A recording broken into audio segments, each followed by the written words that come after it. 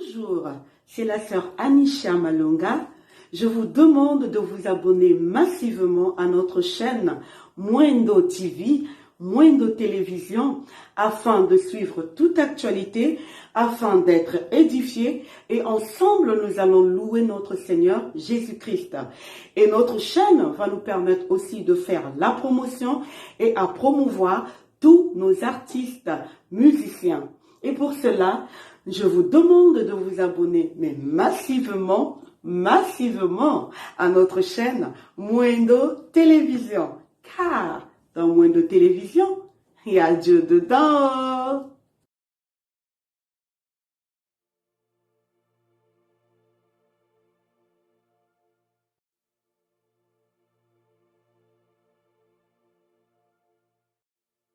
Socialement. Bienvenue à Fila Cité d'Exaucement. Et ce moment que vous allez passer ici soit des moments de bénédiction, de joie, que le Seigneur vous visite et qu'il vous parle. Il y a des matins où je vous prêche. Il y a des matins où je vous enseigne. Mais ce matin, j'aimerais vous conduire dans une prière. Certes, je vais expliquer, je vais parler, mais mon sujet n'a rien à voir avec ce que vous devez faire. Mon sujet n'a rien à voir avec le style de vie que nous devons mener ensemble, ni un enseignement, une connaissance que nous devons avoir. Mon sujet a à voir avec quelque chose que vous et moi, nous devons demander à Dieu. Éclaire les yeux de mon cœur. Éclaire les yeux de mon cœur. On va lire ensemble dans Éphésiens chapitre 1er. Éphésiens 1, 16 à 19. Éphésiens 1, 16 à 19. Donc nous pouvons allumer nos Bibles et les cliquer sur Éphésiens. Ou les ouvrir et les tourner. Ou simplement regarder l'écran quand le texte va commencer à passer. Paul est en train de faire une prière pour les Éphésiens. Je ne cesse de rendre grâce pour vous, faisant mention de vous dans mes prières, afin que le Dieu de notre Seigneur Jésus-Christ, le Père de gloire, vous donne un esprit de sagesse et de révélation dans sa connaissance, et qu'il illumine les yeux de votre cœur, pour que vous sachiez quelle est l'espérance qui s'attache à son appel, quelle est la richesse de la gloire de son héritage qu'il réserve aux saints, et quelle est envers nous qui croyons l'infinie grandeur de sa puissance, se manifestant avec efficacité par la vertu de sa force. Paul a écrit plusieurs lettres à plusieurs églises, vous le savez mieux que moi. On raconte que certaines des lettres, même, on ne les a pas vraiment pu les retrouver. À l'exemple de lettres qu'il adressait aux Corinthiens, on ressent dans les deux lettres que nous appelons 1er et 2e Corinthiens, on ressent qu'il fait référence à une autre lettre dont le contenu ni dans le premier ni dans le second. On reconnaît qu'il y a certaines correspondances de Paul on ne peut plus savoir où ça se trouve. Mais gloire à Dieu, ce qui est dans la Bible, c'est ce qu'il voulait dire. Et Paul, écrivant aux Éphésiens, vous savez, Éphèse était la capitale, la grande capitale du royaume grec. Pourquoi capitale? Parce que c'était la capitale religieuse. Il y avait là les temples de leur grande divinité. Et c'était à cet endroit que les gens venaient faire des fêtes religieuses en honneur du roi, en honneur de leur divinité principale. Éphèse était un lieu de beaucoup de festivités. Paul, s'adressant aux Éphésiens, on a l'impression qu'il n'est pas en train de parler à une église avec des problèmes. On dirait qu'ils n'ont pas de problème. Quand vous le voyez parler aux Corinthiens, c'est en ce qui concerne ceci, en ce qui concerne cela, je ne veux pas, j'ai appris qu'il y a ceci. Il répond, il dit même, il écrit même des fois aux Corinthiens en mettant bien des guillemets, en répétant les phrases que eux-mêmes les Corinthiens disaient. Mais lorsqu'il écrit aux Éphésiens, ça ressemble beaucoup à ce qu'il écrit aux Colossiens. Tellement de similitudes, jusqu'à 90% s'il le faut. La lettre de Paul aux Éphésiens et la lettre de Paul aux Colossiens, presque pareil. C'est comme s'il s'adresse à une église qui n'a pas de problème, on dirait. Comme si c'est une église sans faute. Quand il introduit cette lettre, il l'introduit avec tellement d'idéal. Il parle de la grande église selon Dieu. Il commence par dire merci à Dieu de toutes sortes de bénédictions célestes en Christ. Quand il parle aux Éphésiens, Paul est dans un rêve. L'église d'Éphèse, dans sa correspondance avec Paul, peut nous permettre de retenir trois grandes vérités. Premièrement, il est possible d'être une église selon Dieu. Ils disent d'abord, il est possible d'être une église selon Dieu. Au début, dans mes notes, j'écris, il est possible d'être une église parfaite. Je n'ai pas voulu vous compliquer. Quand je dis une église parfaite, ce n'est pas dans l'idée de la perfection. C'est dans l'idée d'une église sans des problèmes comme Paul en avait rencontré ailleurs. D'autres églises lui donnaient mal à la tête. Mais l'église d'Éphèse, Paul a envie de parler. Quand vous lisez Paul, il parle comme un pasteur. Il n'utilise pas l'autorité apostolique, il utilise la bergerie pastorale. L'église d'Éphèse était exceptionnelle. Mais la deuxième vérité que l'église d'Éphèse nous montre, c'est qu'il ne suffit pas de bien commencer. Quand vous lisez par exemple les prophéties de Jean, parlant aux 7 églises d'Asie, vous savez, l'Asie de la Bible, ce n'est pas l'Asie d'aujourd'hui. L'Asie de la Bible, ce n'est pas le continent asiatique d'aujourd'hui. L'Asie de la Bible se trouvait en Europe. Alors lorsqu'il parle à ces 7 églises, il parle aussi à Éphèse. Et dans le livre d'Apocalypse, il fait une correction particulière à Éphèse. Il dit qu'Éphèse a bien commencé et Éphèse s'est fatigué. Même Jean, qui n'a pas fondé cette église, sait que les Éphésiens, lorsqu'ils ont commencé à exprimer leur foi, ils étaient merveilleux, exceptionnels, exemplaires. Dieu a dit, quand vous avez commencé, l'amour avec lequel vous avez commencé, c'était fantastique. Éphèse nous dit, on peut très bien commencer, mais il ne suffit pas de bien commencer. Ça fait 10 ans que les églises, aujourd'hui, 11 ans que les églises du Centre missionnaire Philadelphie existent. Nous, ça fait combien qu'on est ici? Ça va faire 3 ans cette année, n'est-ce pas, en novembre, le 6 novembre. Il ne suffit pas de bien commencer, mes frères. Troisièmement, l'église d'Éphèse nous démontre, dans sa correspondance avec Paul, que l'église est spirituellement en guerre. Quand Paul parle aux Éphésiens, il n'attaque pas des gens. Il ne dit pas que j'ai appris que parmi vous, il y a de la débauche. Non. Il ne leur dit pas, j'ai entendu que vous ne gérez pas bien les dons spirituels, les gens mangent mal la Sainte Seine. Non. Ce ne sont pas ces genres de problèmes-là. Chez les Éphésiens, il leur dit, nous n'avons pas à lutter contre la chair et le sang, mais contre toutes sortes de puissances, de domination, des esprits errants dans les lieux célestes. Vous avez un combat. Si ce ne sont pas les hommes qui vous combattent, les esprits vous combattent. Toute église doit savoir, même si tout le monde est gentil, tout le monde vous aime, quand on voit une affiche, on dit « Ah, cette église est merveilleuse », ça ne veut pas dire que nous ne sommes pas en combat. L'église est tout le temps en guerre. Si les individus ne lèvent pas leurs doigts et disent qu'ils nous combattent, quelque part dans les lieux célestes, quelque part dans le monde spirituel, il y a des dominations, des autorités, des principautés qui veulent notre destruction. Gloire à Dieu de ce que Jésus était clair. Le jour où il fondait son église, les portes de l'enfer ne prévaudront jamais contre elle.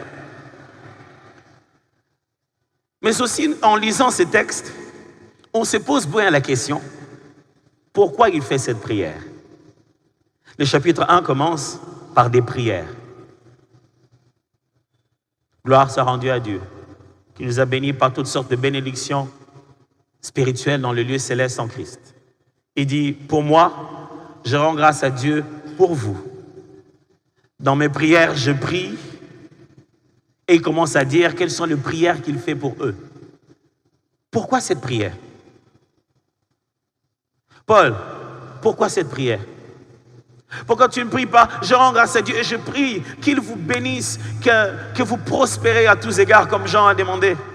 Pourquoi cette prière-ci? Pourquoi cette prière? Premièrement, parce que c'est la mission qu'a reçue Paul. Paul est en train de se présenter devant Agrippa. Dieu lui avait promis qu'on allait l'arrêter, il l'amènera à Rome, mais il va voir des grandes personnalités et il pourra leur parler. Et lorsqu'il est en train de faire sa défense au roi Agrippa, il est en train de parler, on dit roi parce que c'était des appellations génériques, mais ce n'était pas un roi. Et Paul est en train de lui parler. Il lui rappelle comment il a reçu son apostolat. Dans le livre des Actes des Apôtres, vous avez plus de 3 fois où Paul raconte l'histoire du jour où ses yeux ont été aveuglés et qu'il a rencontré le Seigneur et il a reçu son appel. Et Paul parle de son témoignage. Il dit à Agrippa, moi, j'allais tuer et j'allais amener des lettres pour qu'on puisse arrêter les chrétiens. Mais sur ma route, une lumière éblouissante m'a arrêté et m'a dit. Et Paul est en train de dire des choses qu'on n'avait pas répétées dans les récits du début. La première fois quand il l'a rencontré, Luc a juste dit, il te sera difficile de réjamber contre les aiguillons. Mais c'est toujours le même Luc, dans les Actes des Apôtres, un peu plus bas, qui est en train de restituer le contenu de Paul, et il est un peu plus clair et large. Paul dit, il m'a donné la mission, laquelle? De pouvoir ouvrir les yeux des païens, éclairer leurs yeux pour qu'ils quittent des ténèbres de Satan à la lumière de Dieu. C'est ce qu'il est en train de dire. Ce n'est pas la première fois qu'on entend Paul exprimer cette pensée, cette réflexion. Il est en train de reprendre exactement les mêmes pensées. Il dit, Dieu m'a envoyé pour sortir le peuple, ouvrir leurs yeux, les sortir des ténèbres de Satan pour les amener à la lumière de Dieu. Paul, quand il est en train de prier en disant « Je prie Dieu qu'il illumine les yeux de votre cœur », il est juste en train de faire écho à sa mission. Il dit « Ce pourquoi je prie, c'est ce qui bouillonne en moi. Ça me dérange, j'ai été appelé pour que vos yeux s'ouvrent. J'ai été appelé pour que vous cessiez d'être dans les ténèbres. C'est ça mon appel. Et si j'existe, si je peux demander quelque chose à Dieu, c'est que vos yeux s'ouvrent. » Et c'est ce qu'il dit. Et ce n'est pas seulement parce que c'était la mission de Paul, mais aussi parce que c'était la mission de Jésus. Cette prière était aussi la mission de Jésus. Quand Jésus est venu, c'était aussi pour nous sortir du royaume des ténèbres et nous amener dans son admirable lumière. C'est cette même mission qu'il a confiée à Paul et aux autres apôtres. Troisièmement, pourquoi cette prière? Parce que c'est aussi la mission de l'Église. Celle de sortir toujours le peuple des ténèbres vers l'admirable lumière. Pourquoi cette prière encore ce matin? Parce que c'est aussi ma prière à moi, votre pasteur. Quand je vous vois, je prie une seule chose, que l'Éternel illumine les yeux de votre cœur. Pourquoi cette prière? Parce que c'est aussi notre prière à nous tous. Quand on sort là dehors, on voit des choses qui arrivent, des choses qu'on n'a pas anticipées, des choses qui arrivent autour de nous. On a envie de dire, Seigneur, je vais comprendre. Je ne vais pas subir, je vais saisir. Personne dans la vie aime que les choses le passent là comme ça, sans qu'ils ne comprennent rien. À Kinshasa, à un moment, on disait énergie. Et les Kangagabo. C'est juste que l'énergie me dépasse là. Mais l'énergie, c'est quoi? Bon.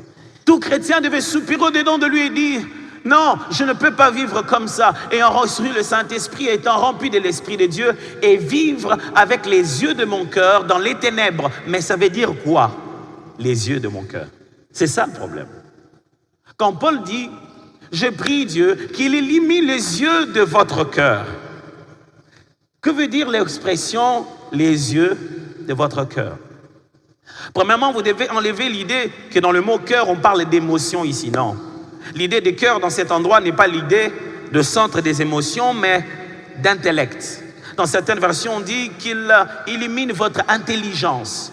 Ici, on est en train de parler de la partie de l'homme où il y a l'appréhension, la capacité de comprendre les choses. Je vous ai proposé quelques réformulations de ce qu'on appelle les yeux de cœur dans la Bible. Mais avant d'aller plus loin, j'aimerais voir ceux qui n'ont pas des yeux de leur cœur. Ah, ok, tout le monde a compris. C'est que quand on dit les yeux de mon cœur, ce n'est pas que vous avez pris des yeux, je vous parle d'un 6e œil, non. C'est une expression de la Bible qui veut dire notre perception des réalités du monde. C'est-à-dire notre capacité à saisir ce qui est autour de nous. Donc, comment nous percevons ce qui se passe? Avez-vous déjà vu des gens autour de vous? Vous êtes avec eux, vous vivez avec eux, mais la façon dont ils perçoivent les choses autour d'eux, vous sentez qu'ils sont dans les ténèbres. Ok, je vais nuancer. Je ne suis pas en train de dire « ouvre les yeux de mon cœur ». Je suis en train de dire « éclaire les yeux de mon cœur ». Les yeux dont je parle ne sont pas fermés. Les yeux dont je parle ne sont pas aveugles. Mais les yeux dont je parle sont entourés des ténèbres. Alors si quelqu'un là dehors dans le monde te dit qu'il voit clair, il ne voit pas clair. Le monde entier est dans les ténèbres. Et si quelqu'un te dit mon clair, dis-lui il n'y a pas de clarté sans Christ. Tu es dans les ténèbres. Et qu'est-ce que ça veut dire finalement d'avoir les yeux de son cœur, c'est-à-dire son intelligence éclairée? Ça signifie quoi? Je vous ai proposé la première façon, la perception de choses. Quand quelqu'un a l'espérance, quand quelqu'un a la foi, quand quelqu'un sait que l'avenir peut être différent, totalement différent de ce qu'on vit aujourd'hui, quand quelqu'un sait que son avenir n'a rien à voir avec l'endroit où il est né. Mes frères, Jésus-Christ est né dans une étable. Il est né il n'y avait même pas de maternité, mais c'est lui le roi de gloire. Là où tu es n'a rien à voir avec là où tu vas. Là où tu as commencé ne veut rien dire avec là où tu vas finir. Quand quelqu'un a l'espérance de son appel, il ne regarde pas le monde de la même manière. Quand il marche dans les rues de Kinshasa, il ne se dit pas « Nabi Mamboko ». Parce qu'il sait que sa joie n'est pas en sortant ou en entrant, où qu'il soit Christ et son monde. Il est comme un arbre planté près d'un courant d'eau qui donne son fruit en sa saison et dont le feuillage ne se flétrit point. Jetez-le où vous voulez, il va fleurir si l'Éternel est avec lui, parce que les yeux de son cœur ont une perception totalement différente. Je prie Dieu que vous ne voyez pas le monde comme le Congolais, que vous ne voyez pas le monde comme tout le monde autour de vous. Voyez le monde comme Dieu le voit. Les yeux de notre cœur, c'est deuxièmement, notre compréhension des vérités directrices de l'univers. Ça signifie simplement comment nous comprenons les principes non dits qui sont là dans la société et qui sont là dans l'esprit. Ces principes-là qui gèrent le monde. Quand quelqu'un ne comprend pas qu'il doit apprendre à honorer ses parents, et quand il a quelque chose, quand le Seigneur le bénit, il doit penser à eux, il va prier, intercéder, chasser des démons, détruire l'esprit d'envoûtement familial, arracher, détruire, couper, déloger. Je ne sais pas qu'est-ce qu'on fait d'autre. Brûler, calciner. Et la seule chose qu'on ne fait pas, c'est refroidir, quoi. Donc, glacer. Il va tout faire, mais il est en train de jouer avec les mauvaises règles. Quand les yeux de votre cœur sont ouverts, c'est comme si vous étiez en train de regarder un match d'un sport que vous ne connaissez pas.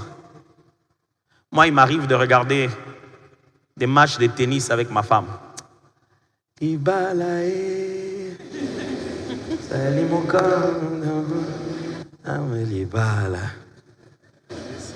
C'est-à-dire qu'on regarde un match de tennis.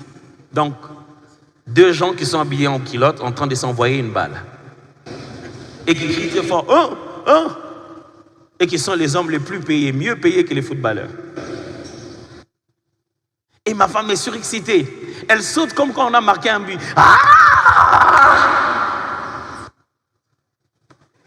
Je ne comprends pas ce qui se passe. Elle me parle de Federer, de Djokovic, de...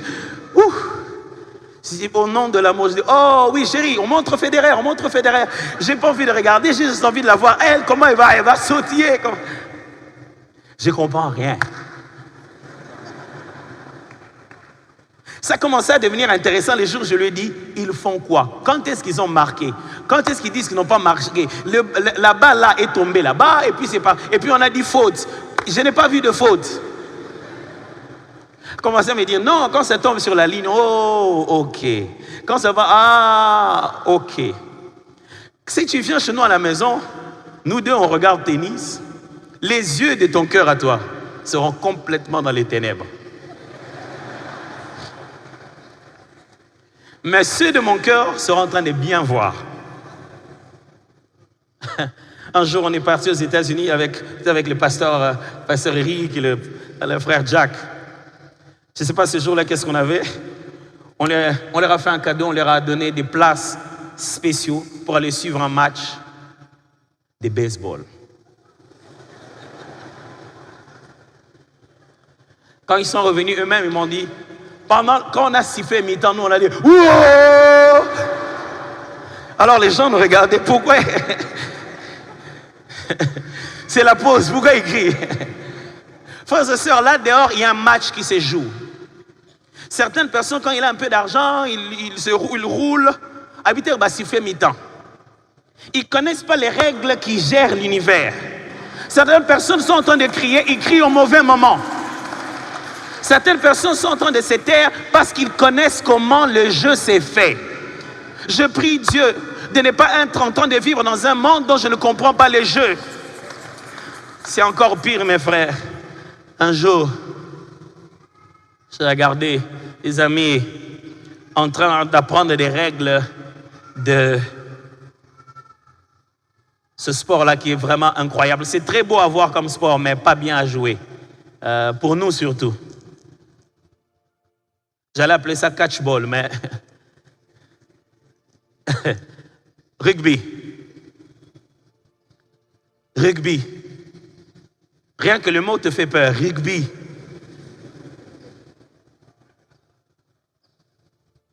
Tu ne veux pas jouer au rugby sans connaître les règles, mes amis. Parce que la règle principale, c'est que celui qui a le ballon, tout le monde l'attaque. On a envie de le tuer. Et le comble dans ce sport, c'est que dès que celui qui a le ballon, on le suit, il jette à quelqu'un d'autre, on l'abandonne, on vire, on suit celui qui va avoir le ballon. Maintenant, toi, tu es dans un match de rugby et tu ne connais pas les règles. Si quelqu'un ne t'aime pas, il te jette le ballon.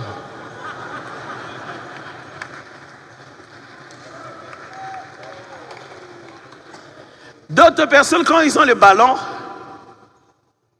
ils pensent qu'ils ont des problèmes. C'est comme ça la vie réelle. Si tu ne connais pas les règles, tu penses que les démons qui t'attaquent, les combats que tu as, Dieu ne t'aime pas. Non, il t'aime tellement qu'il t'a donné les ballons et il espère en toi. Tu es dans un match où celui qu'on poursuit, c'est celui qui a un avenir. Je ne vous entends pas dire amen. Je ne sais pas si vous avez des problèmes avec ça. Mais vous êtes dans un match où celui qui a les ballons, c'est celui qu'on attaque. Celui qui a les ballons, c'est celui qu'on poursuit. Quand Dieu vous jette les ballons, c'est que vous êtes plus proche à marquer les buts. Vous ne m'entendez pas bien. On ne jette pas les ballons à celui qui est derrière. Écoutez-moi, quand vous jouez du rugby, il n'y a pas de retour de jeu. Non, renvoyez le ballon chez les gardiens, il va contrôler le jeu. Non, on avance vers le poteau là-bas pour marquer. Et on ne jette les ballons qu'à celui qui est bien positionné. Si un jour on commence à vous dire vous avez des combats, dites que le ciel vous a repositionné pour être la personne qui va diriger la destinée. Que Dieu éclaire les yeux de nos cœurs, que tu commences à voir les choses telles qu'elles sont censées être.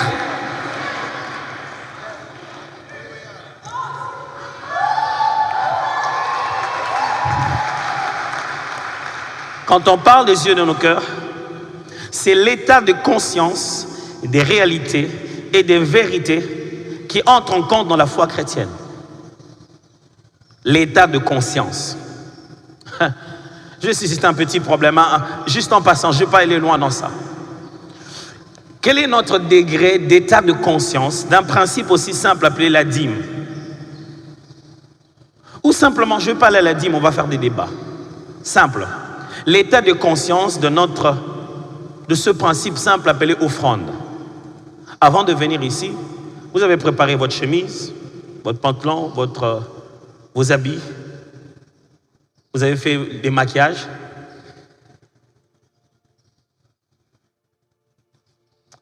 Il n'y a rien qui me fait rire comme les maquillages. C'est-à-dire, quand on est venu, on nous a trouvés, on prenait nous-mêmes des bouts, on mettait ça ici, on a dit que c'était indigène. Ils ont pris la même boue, ils ont mis ça dans un plastique comme ça, maintenant, c'est devenu maquillage. Ils ont changé de nom de la boue à cosmétique. C'est pas grave. Si tu penses que le maquillage, c'est pas de la boue, va voir quand les femmes se démaquillent. Regarde l'argile qui sort là. Non, c'est pour rire, vous en faites pas. Vous avez préparé ça, vous avez été conscient que vous aurez besoin d'être beau, d'être bien, d'être présentable. Est-ce que vous étiez conscient que votre avenir dépend du fait que vous puissiez préparer aussi l'offrande? Dans notre vie chrétienne, les degrés de conscience sont différents. Certaines choses nous sont là devant les yeux.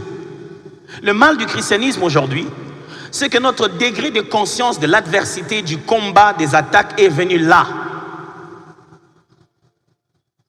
Parce que quand on sort, on se rend compte que j'attendais que Dieu me bénisse, j'en ai pas. Notre degré de pauvreté est là. Notre degré d'adversité est là. Et notre degré de conscience de la présence de Dieu est quelque part là derrière. C'est même l'essence du cantique. Tu es plus grand. Ouvre mes yeux. Que je voie ton armée qui m'entoure. Que je cesse de croire à la taille des illusions qui sont là autour de moi, que je combats le jour et la nuit.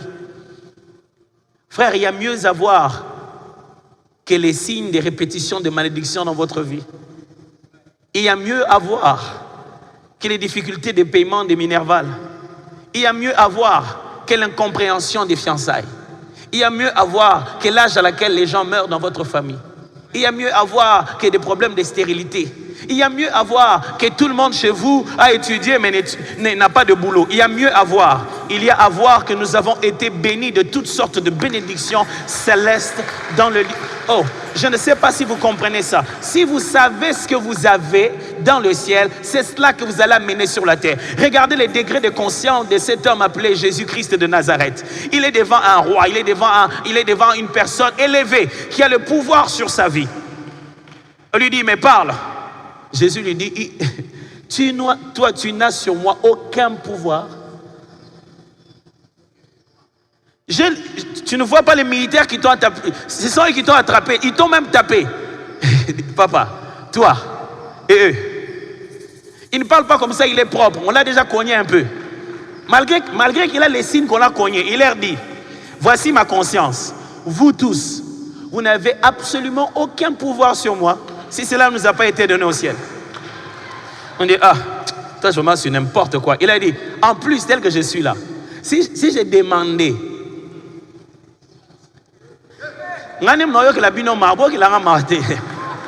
c'est moi qui ai pitié de vous. Si j'ai demandé au Père, maintenant là qu'on m'envoie quelques anges, si j'ai demandé, vous serez tous par terre. Imaginez son degré de conscience. Oh Seigneur, ouvre les yeux de nos cœurs, s'il te plaît. Il arrivait à un deuil. Quand vous arrivez à un deuil, vous avez une telle conscience de la mort. Même les personnes les plus loquaces deviennent très silencieuses. En plein milieu de deuil, tout le monde, on ne veut même pas parler des sentiments. Ils ont comme matin, on va sentimenter. Tout le monde est déboussolé. Mais Jésus arrive dans un endroit où la mort est tellement imposée. Il n'a pas la conscience de la mort. Il arrive, regarde ce qui est devant lui là. Il dit, pourquoi vous pleurez? L'enfant dort. Jésus, est-ce que tu nous vois pas ce que nous voyons? Non, c'est vous qui n'avez pas la lumière avec laquelle je vois. Écoutez quelque chose de très intéressant. Voici ce que les physiciens disent. Les physiciens disent que vous croyez que je suis habillé en bleu. Ils disent que non. Il est possible que je ne sois pas habillé en bleu. Cette couleur est bleue à cause de la forme de la lumière qui est jetée sur elle.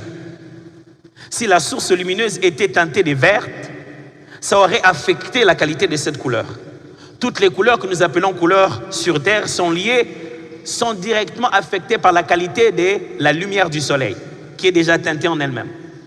Donc ce que vous appelez couleur n'est pas vraiment cette couleur. Ils disent que c'est la lumière qui détermine la couleur. Ça veut dire que ce que toi tu penses être grand et puissant, ce n'est peut-être pas ça. Si tu prends la bonne lumière, tu te rendras compte que c'était l'ombre de la souris. Il y a des gens dont l'ombre est beaucoup plus grande que eux. Si tu veux te battre avec leur ombre, c'est que tu as mal mis la lumière de la mauvaise position.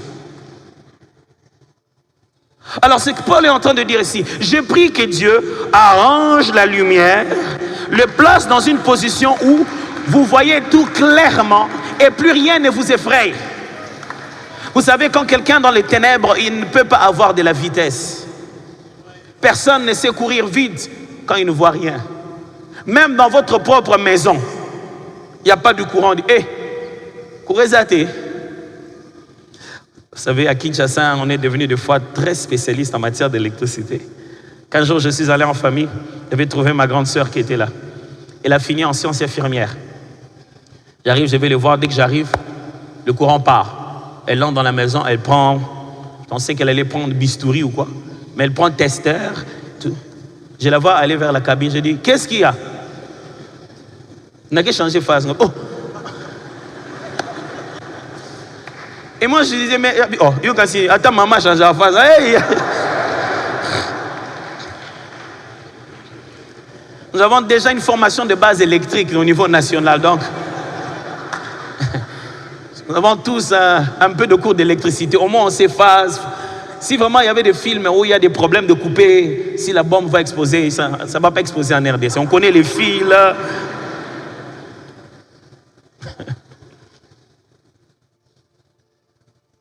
La réalité dans laquelle nous sommes, mes amis, demande énormément que tu vois les choses clairement.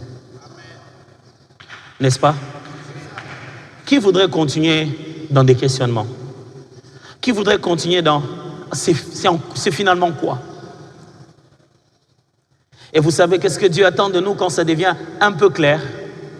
Que l'on fasse le premier pas. Le problème avec Dieu, c'est que quand tu veux que ça soit clair, ce n'est pas tout qui va être clair. Pourquoi? Le psalmiste l'a montré clairement. Il est la lumière sur mon sentier. C'est-à-dire, c'est son éclairage qui éclaire mon parcours. Mais la façon de l'utiliser à tout le jour, c'est qu'il est une lampe à mes pieds. C'est-à-dire, sa capacité de rayonnement la plus claire va de là où je suis vers la prochaine étape. Quand Dieu nous ouvre les yeux, il ne nous dit pas tout de tout le monde. L'essentiel, ce qu'il nous dit, d'ici à là, dans quelle direction il faut aller. Ma prière pour vous aujourd'hui, c'est que le Seigneur rende claire la décision que vous devez prendre et la prochaine étape que vous devez faire.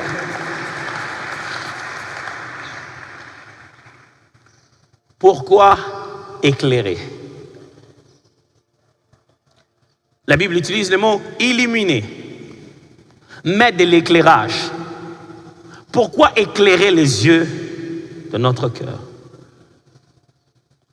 Premièrement, parce que le monde est rempli de ténèbres, les ténèbres de Satan. En conditions normales, les yeux de la vie des hommes sont entourés de ténèbres. Je ne comprends pas pourquoi les gens pensent qu'il existe une zone neutre où on n'est ni chrétien ni païen, on n'est pas avec Dieu, on n'est pas avec le diable, on est une personne normale. Une personne normale est sous les ténèbres du diable. Une personne normale avec un diplôme très élevé, très moral, respectueux est dans les ténèbres. Une personne normale, très clairvoyante, avec beaucoup d'argent, qui a fait des grandes affaires sans Jésus est dans les ténèbres. Une personne normale qui est allée jusque dans la lune parce qu'il a des diplômes incroyables est dans les ténèbres. La personne normale n'est pas dans des conditions de neutralité. Personne dans le monde est entre Dieu et le diable, quelque part au milieu. Non, tous ceux qui ne sont pas entre les mains de Christ sont dans les royaumes des ténèbres. Ils sont sous l'ignorance, dirigés par les diables. Pasteur, tu veux dire qu'ils sont possédés? Non, ils subissent un système. Ils sont dans un royaume. Pourquoi éclairer? Paul dit, c'est pour connaître. Il dit, afin que vous sachiez.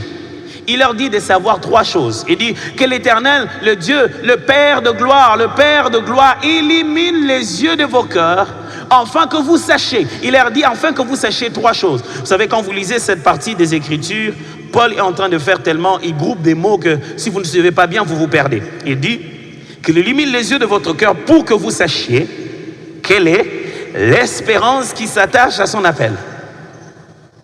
Quelle est la richesse de la gloire de son héritage qu'il réserve aux saints.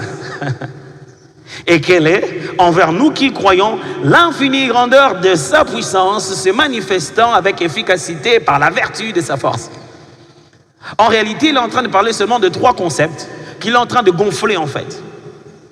Il parle que de trois concepts. Premièrement, Paul voudrait que les yeux de nos cœurs soient éclairés pour que nous puissions savoir, enfin que vous sachiez, c'est ce qu'il dit.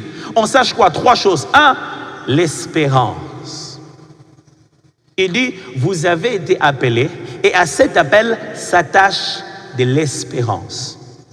Afin que vous sachiez l'espérance qui s'attache à son appel. Il dit ceci, Dieu qui vous a appelé à devenir chrétien ne vous a pas appelé comme ça que pour aujourd'hui. Il a un futur pour vous. Dieu qui vous a appelé à devenir enfant de Dieu, il ne vous a pas appelé que pour le siècle présent. Vous devez savoir que ça va... Je voulais le dire en lingala. Égopé ça. Jésus est en train de... Paul est en train de dire ceci. Que les yeux de vos cœurs s'illuminent pour que vous compreniez que Hiroshima Banango. Que beaucoup de makamango pambate loko eza.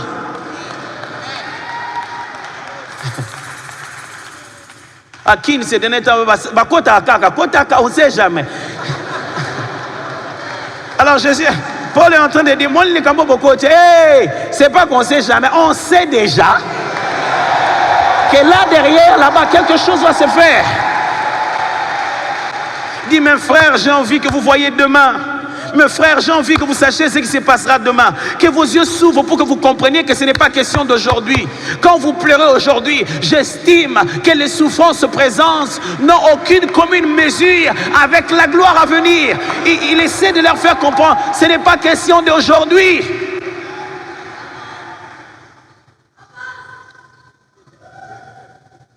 Ce n'est pas question d'aujourd'hui, mon frère. Ce n'est pas question de maintenant. La foi chrétienne, ce n'est pas maintenant. La foi chrétienne a aussi de l'espérance.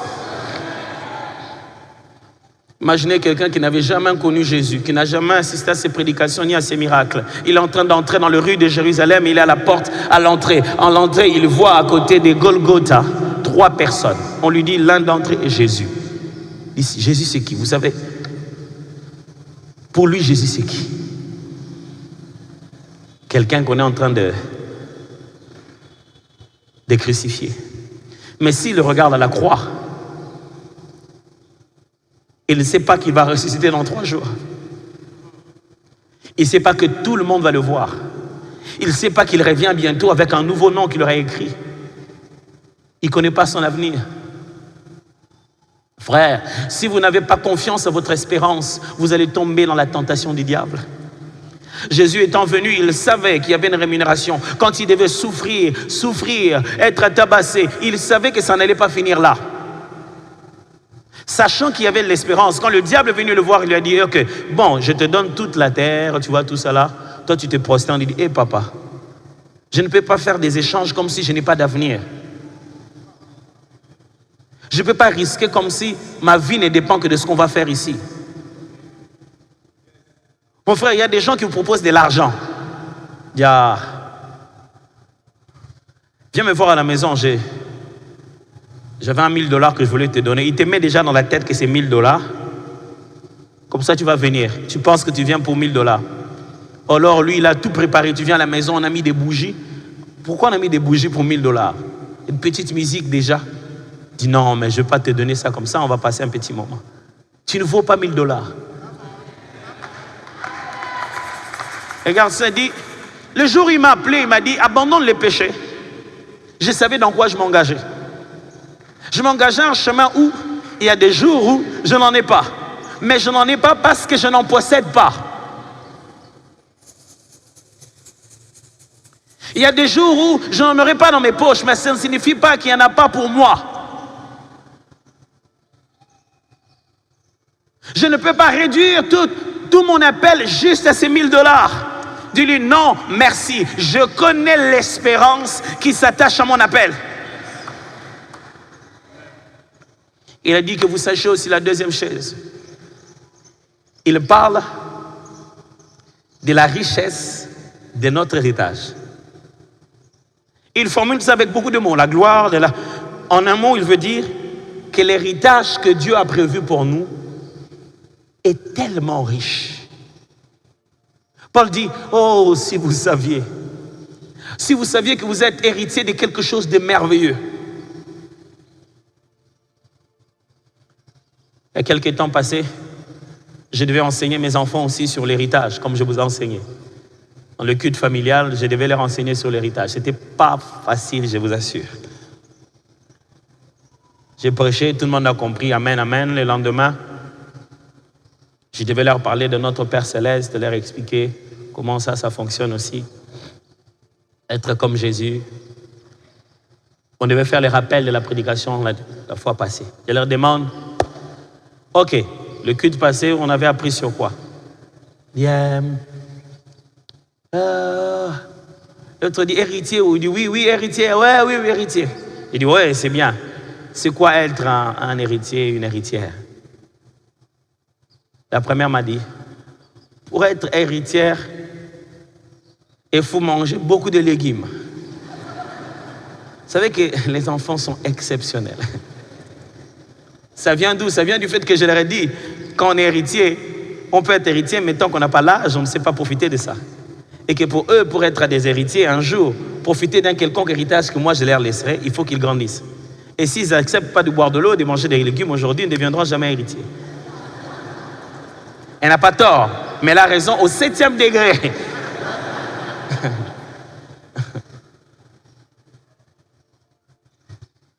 Et puis les amis ont dit non, héritier, c'est quand tout ce qui est au père. Et puis celle qui avait donné la réponse de légumes revient et dit oui, je sais maintenant. Héritier, c'est quand Roland, il va prendre tous tes habits et nous, on va prendre toutes les histoires des mamans. Et quand toi, tu ne seras pas là, tout ce qui est à toi va devenir pour nous. On dit ouais, mais il ne faut pas parler de ça comme ça me fait peur. Du genre, c'est comme si tu veux te débarrasser de moi, genre.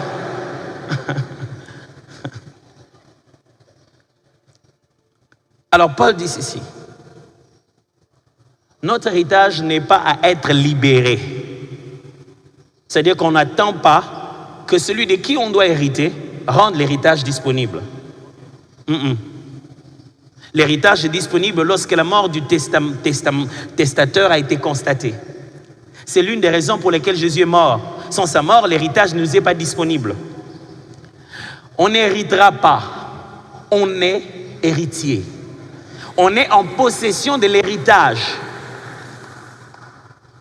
Et chacun de nous, quand il entre dans notre grande caverne d'Ali Baba, s'il faut le dire comme ça, notre gros entrepôt d'héritage, il ne peut prendre que ce qui a son âge, sa taille et sa maturité. Personne ne lui interdira. Parce que c'est par la foi qu'on le prend. Jésus a vu une femme avec la foi et cette foi a suffi pour qu'en tenant le pan de la robe de Jésus, elle soit guérie. Alors quand vous entrez dans les réserves des richesses de l'héritage qui est nôtre, vous ne pouvez pas sortir de là avec quelque chose qui est plus gros que vous. Le système de la porte est conçu comme ça. Donc vous venez vous amasser. J'arrache, Seigneur, j'arrache le mariage. J'arrache, vous arrachez tout ce que vous voulez. Quand vous voulez que ça vienne sur la terre comme au ciel, après que vous avez fini de prier, vous sortez, vous regardez, Seigneur, j'ai prié beaucoup, c'est tout ce que j'ai en main. Tout ce que tu as en main ressemble à ton âge. Ne commence pas par prier beaucoup, commence à grandir beaucoup. Dieu ne te laissera pas sortir de là avec des choses qui ne sont pas de ton âge. Imaginez-vous un enfant avec une petite chose qu'on appelle lame des rasoirs. C'est petit comme ça. Vous lui laissez avec? Un enfant de 3 ans avec. Mais c'est petit, non? Il n'imagine pas le danger. Il n'imagine pas la portée de ce qu'il demande. Et enfin, pourquoi éclairer? C'est pour ne plus subir. Paul voudrait que ces chrétiens commencent à devenir des gens qui agissent, qui ont compris, qui ne subissent pas ce qui est autour d'eux. Est-ce que quelqu'un aimerait subir la vie? Tu te réveilles un matin, tout arrive. Rien de ce que tu as prévu, rien de ce que tu as contrôlé, tu ne fais que subir. Ça te descend sur la tête comme ça, une longue liste de choses. Tu fais ceci, mais il y a d'autres choses. Paul dit, quand les yeux de votre cœur seront illuminés, vous comprendrez, vous savez maintenant, vous ne subissez pas, vous faites arriver les choses.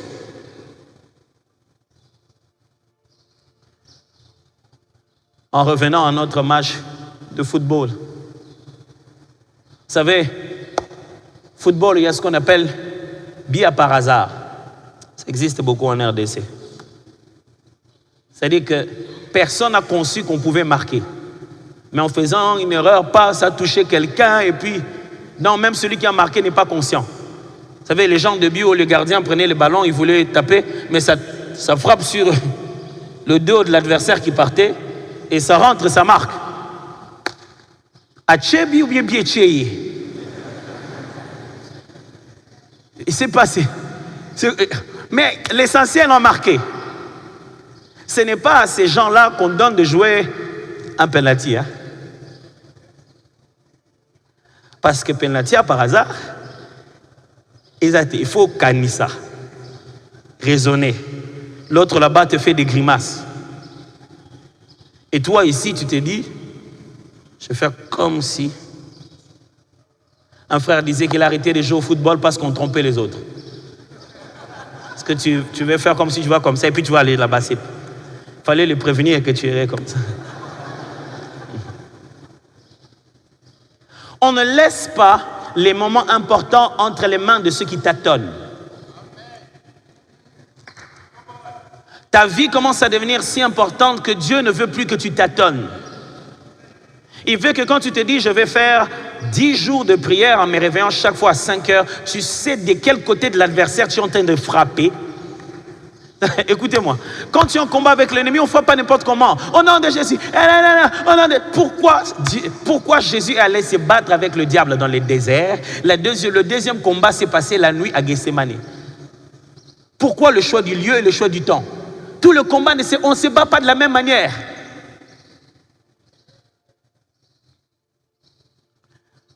Avant de quitter ce matin, je réponds à la question, comment Dieu éclaire-t-il les yeux de nos cœurs? Il nous aveugle du monde. Paul le sait très bien. Les jours où ses yeux à lui ont été ouverts sur Jésus, c'est parce que ses yeux ont été aveuglés par Jésus.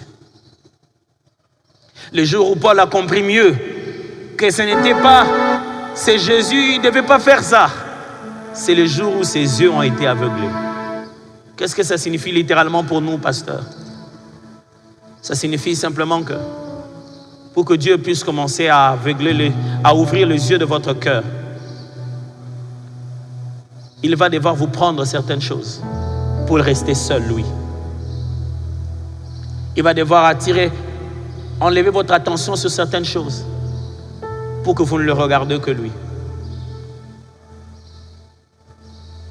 Il va devoir vous prendre certaines choses qui les remplacent, qui sont devenues si importantes que ça commence à les remplacer.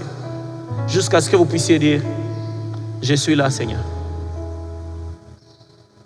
Il va devoir se révéler si glorieusement que vous allez trembler dans votre péché.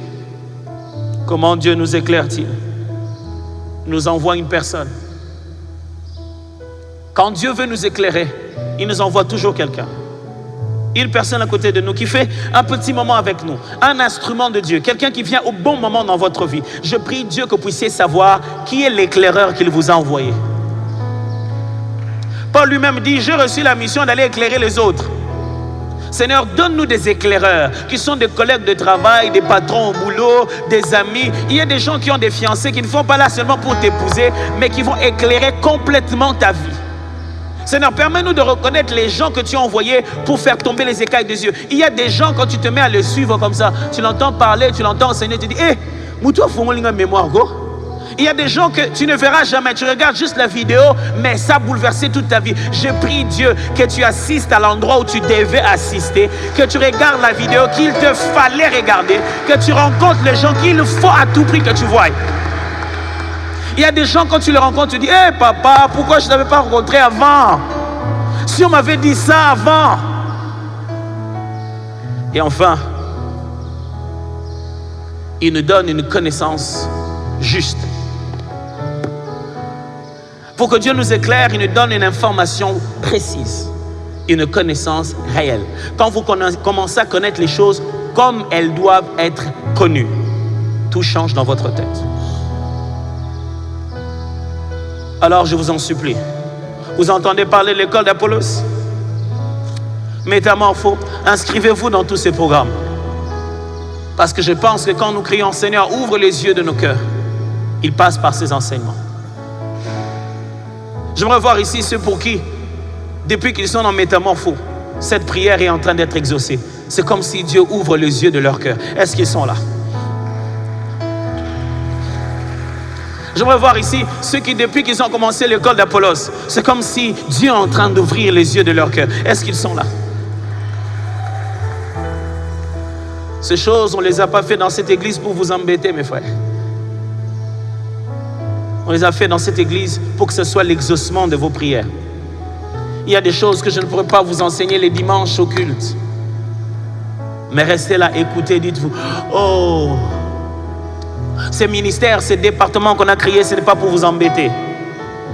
Il y a des choses, des femmes que je ne dirai pas ici. C'est des hommes que je ne dirai pas. Asseyez-vous, écoutez. Il y a des jours où j'ai entendu des choses dans ma vie. Et ça a bouleversé toute mon existence.